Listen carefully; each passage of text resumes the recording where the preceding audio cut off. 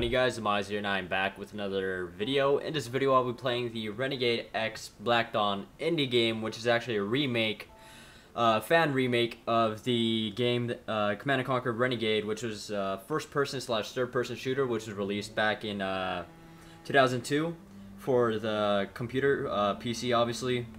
It was released back for the Windows 98, surprisingly, and it is quite an old game. This was actually my first person or actually serious shooter game in general. So yeah, I think it's pretty amazing that a developer would want to spend so much time on making a remake.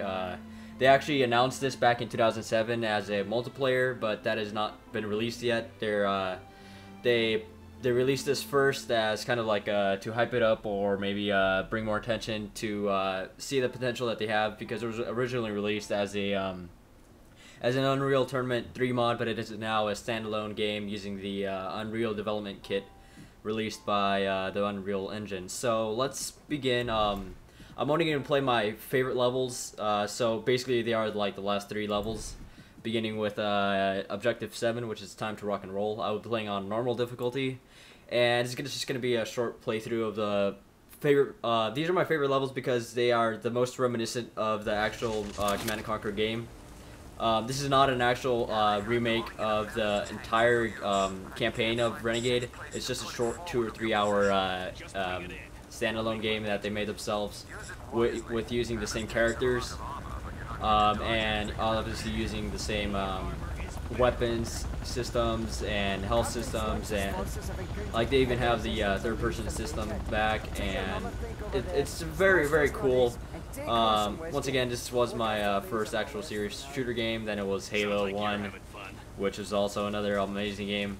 So yeah, let's begin. I don't really like much of the assault rifles. I mean, they're pretty cool, but one thing that gets me is that they do have a zoom in, which back in Renegade they did not have zoom in, and obviously here I'm in the Mammoth with the anti-air missiles and the 2 cannon missiles, whatever they are, cannon shots. And basically what you're supposed to do here is you're supposed to go to the other side and help your group teammate people to get rid of the nod. So it is kind of like it does go along with the Command & Conquer story to a degree. It has it has the same adversaries and whatnot, and yeah, it's pretty fun. One thing I would like to say is that the control system is I don't know, it just feels weird for the vehicles. Like I'm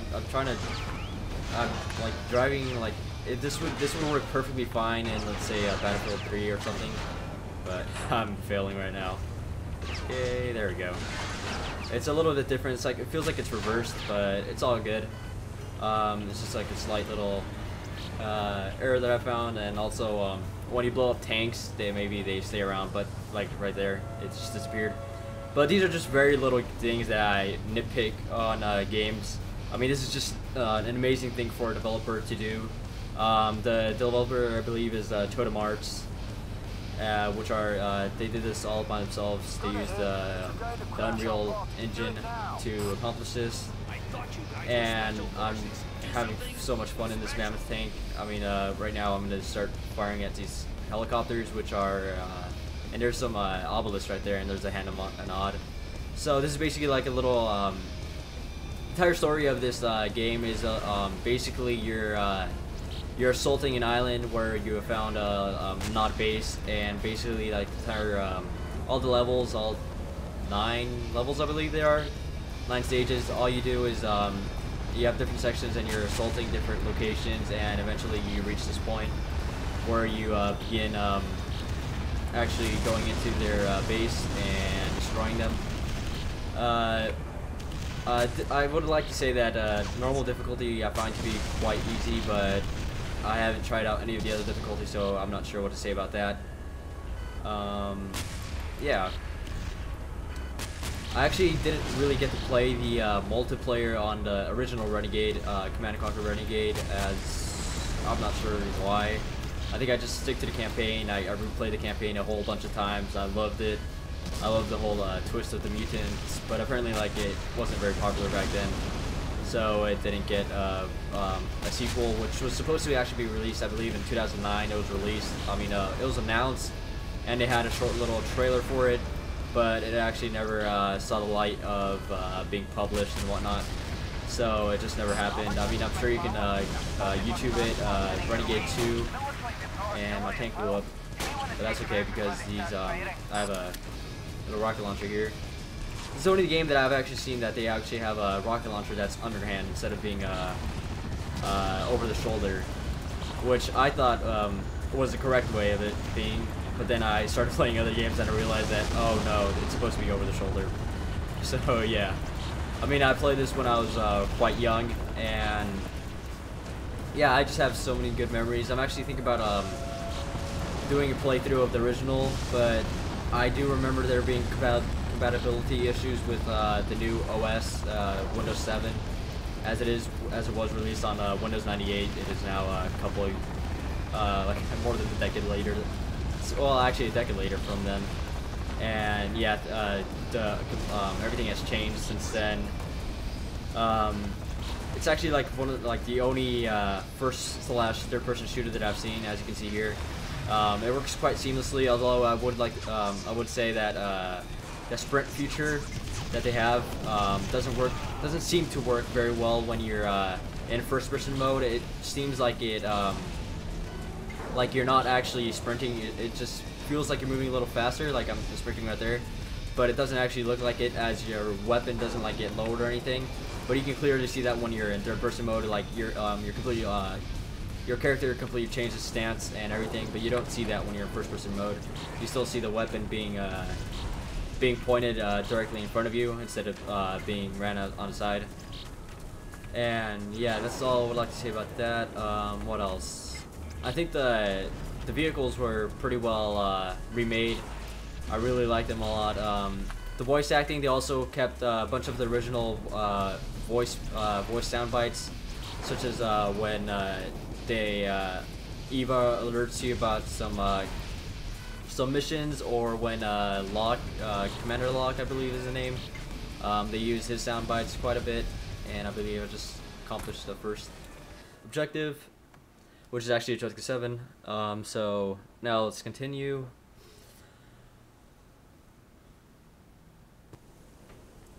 Alright, so here we go, and there are some issues with the texturing, but it usually fixes itself. You can go up to 1920 by 10 something.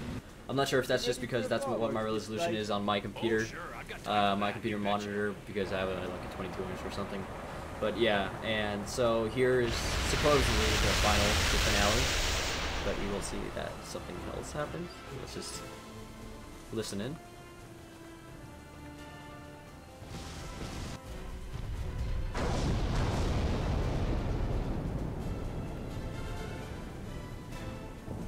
Well, it looks like the defences are still online. I think we might need to reposition the MLS closer to the defences and have them cleared away. Oh no. Enemy 30 spotted. Oh, I think that thing's circling around. Better run for cover. And they stand still. Airstrikes inbound. Starting attack run.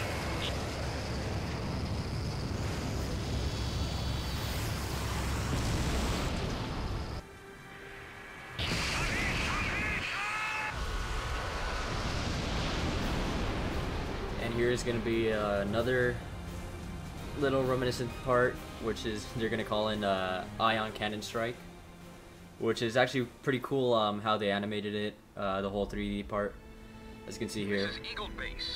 I mean, obviously the guys at Totem Arts are great fans of the original, and obviously thought it was as good as a game that I thought it was. So big props to them for remaking this game, or remaking its I don't know, character of it, its essence, because there has never been another Command & Conquer first-person shooter since that game, which I found to be quite sad.